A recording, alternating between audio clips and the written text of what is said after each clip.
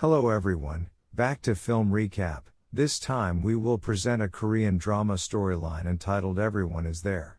Before getting into the storyline, we would like to remind you that this video contains spoilers.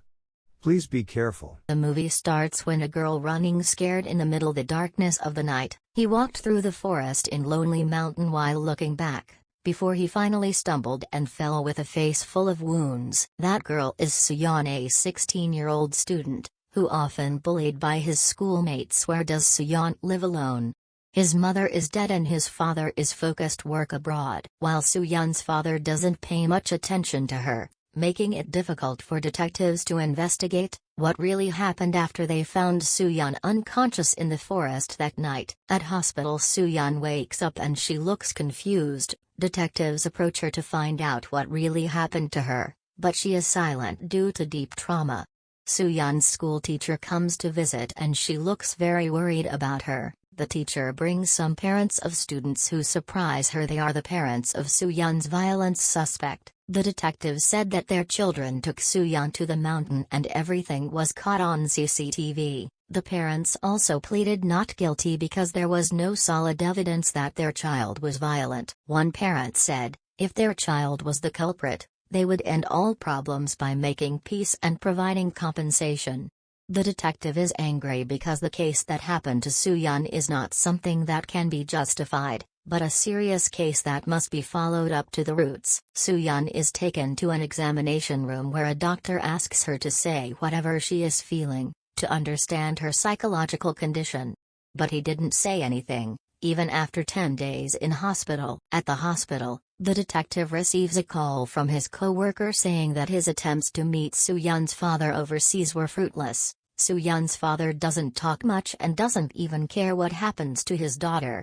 Suyeon's father is rich, but that's not what Suyeon expects at a time like this. In Suyeon's treatment room is approached by a woman whose origins are unknown. She recognizes herself as Kang Il-young. He is a counseling teacher who was asked by the police to handle Suyeon's case. Il-young keeps bringing up Suyeon's problem and proceeds to turn it on so that he wants to talk. Because only then can everything be resolved. But the feeling of trauma seems to prevent Suyeon from explaining what really happened. Il-young leaves a message to Suyeon not to die because she will come back later. On the same night, Suyeon has a nightmare where she dreams of running in a dark forest, and finds herself dead, waking up with a start. Suyeon ponders Il-young's words. Who will come back and help him? The next day, a girl comes to see Suyeon at the hospital. He is Gyu-jin, Suyeon's bully who hurt her that night. Suyeon is silent, trapped in fear, and she doesn't say a word. When Gyu-jin gives her a new school uniform, of course the hypocrisy that Gyu-jin shows is pretending to take care of his own victim. Gyu-jin laughs evilly, giving the news that Suyeon will be transferred from her school soon. He also threatens Suyeon not to report the case to the police. Worse, he spreads rumors about Suyeon's father not caring about him, and Gyu-jin left Suyeon after the nurse came to Suyeon's room. Unbeknownst to him, Il-young is waiting from outside and overhears everything. Il-young takes Suyeon to his apartment. He also offers to accompany Suyeon if she feels lonely, even though she is rejected. Suyeon finally accepts Il-young and asks why she is helping him, when no one wants to help him, even his own father. Don't care about him. Il-young accompanies Suyeon for meals and walks around the residential area. Just then, Suyeon sees someone she knows and chases after her. Il-young takes a different path and accidentally runs into that person first. Surprised to see a person who looks so much like Suyeon. He is Suyeon's twin brother, Yo-yeon, who has been separated for a long time. He is the opposite of Suyeon, who is very rude, and does not hesitate to commit crimes. Suyeon didn't expect to see him again after their mother was declared dead. Yo-yeon wasn't surprised and didn't even care. Yo-yeon left the two of them cynically. That night, Suyeon tells Il-young that her mother divorced her father when she was pregnant, but she didn't realize it after they were both born and 4 years old. Suyeon's mother was forced to give it to her father, because she could not bear the economic burden. Suyeon tried to understand that and accepted everything until now. After their mother died, Suyeon tried to find her twin sister, but she never succeeded. The next day, Il-young looks for Yo-yeon in a former residential area, and follows her as she goes to a cosmetic shop. Yo-yeon steals lipstick from the store and Il-young knows. After following behind him, Il-young walks up to Yo-yeon and introduces himself and tells the case that happened to Soo-yeon. Here, Il-young openly asks Yo-yeon for help in handling her case, because as a counseling teacher there are some things she can do. Yo-yeon also refuses Il-young's request to help Soo-yeon, because she doesn't care and doesn't even understand her twin sister's position. Il-young was forced to threaten Yo-yeon with the theft case at the cosmetic shop earlier. Il-young also offered money in return if she wanted to help, feeling that he had no other choice. Yo-yeon is forced to follow Il-young's request. That night Il-young takes Yo-yeon to Soo-yeon's apartment. Il-young explains his plan, makes Soo-yeon and Yo-yeon switch positions. That's where Yo-yeon will go to school with Soo-yeon's identity. Yo-yeon refuses because he doesn't want to act like a fool just to play the role of his brother. Il-young explains that the plan is temporary, as Soo-yeon will be transferring schools, and Il-young hopes the bullies get their reward. When he was about to leave the apartment, Yo-yeon saw a chat group containing people who often commit crimes like himself, when he saw a video of his twin brother being bullied. Yo-yeon chooses to punish the bullies. The next day Yo-yeon goes to school with her own style and personality. Yo-yeon sits in the back seat where Gyujin finally shows himself in class and starts to annoy as usual. Gyujin laughs evilly when Yo-yeon notices it. He shows her the previous video to confirm it, surprised that it's him. Gyujin gets angry and challenges him, but what he faces is Yo-yeon.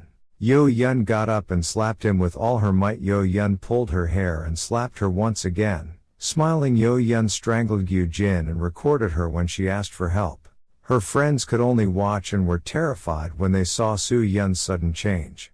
Soon the school teacher came and stopped the commotion and immediately took them to the teacher's room. Yo-yeon just smiles and asks Gyujin to reflect on what happened on the mountain back then, otherwise he will avenge more than what he did when torturing Soo-yeon. After returning to the apartment, Yo-yeon gives Soo-yeon the previous recording, which makes Soo-yeon feel sad that it wasn't what she expected, because responding rudely is no different from theirs, whereas Il-young doesn't mind the violent act and expects Yo-yeon to apologize from the perpetrator for being able to heal Soo-yeon. Il-young urges Yo-yeon not to go too far, so Soo-yeon gets transferred from her school. The next day at school the bullies no longer dare to bother Yo-yeon even when she makes fun of them. When the detective came home, the detective saw Yo-yeon, who he thought was Soo-yeon, and approached him. Yo-yeon was still playing his role and replied firmly that he was fine. Detective explained school awkwardness for not properly reporting violence. At night Yo-yeon brought the things he just bought. From the results of his efforts to follow Il-young's plan, he also gave a gift to Soo-yeon because it turned out to be their birthday. Soo-yeon could only reply with a cake and say that she had never celebrated a birthday before, although it was nothing special. Soo-yeon was quite amused by the simple celebration. Long story short, they spent the night telling stories. That night Soo-yeon goes to the park and is approached by Il-young, where Soo-yeon asks if she died if she could meet her mother later, and she also asks why the bullies have been hurting her all this time. Il-young explains that bullying cases are not justified for any reason. Soo-yeon also hopes to get an apology from them and can become a good adult like Il-young. The next day Soo-yeon goes to school alone, leaving Yo-yeon still asleep. She sees her school teacher running to the principal's office in a panic. He also goes to overhear their conversation, which turns out to be Gyujin's mother, who asked the school. Hearing this, Soo-yeon runs to the toilet in fright. Gyujin sees Soo-yeon like that makes her dare to hurt him again, and Soo-yeon returns to the apartment limp and passed out.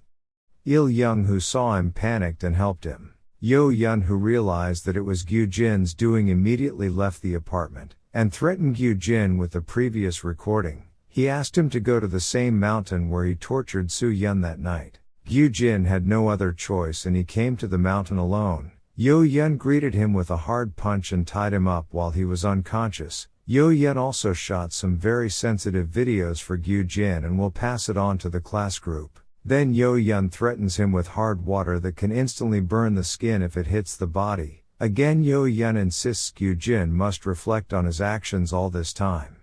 Yo-yeon tells Gyujin to run and he will go after her, on the condition that, if he escapes, he will delete all previous threatening videos. and forget everything as if nothing happened before.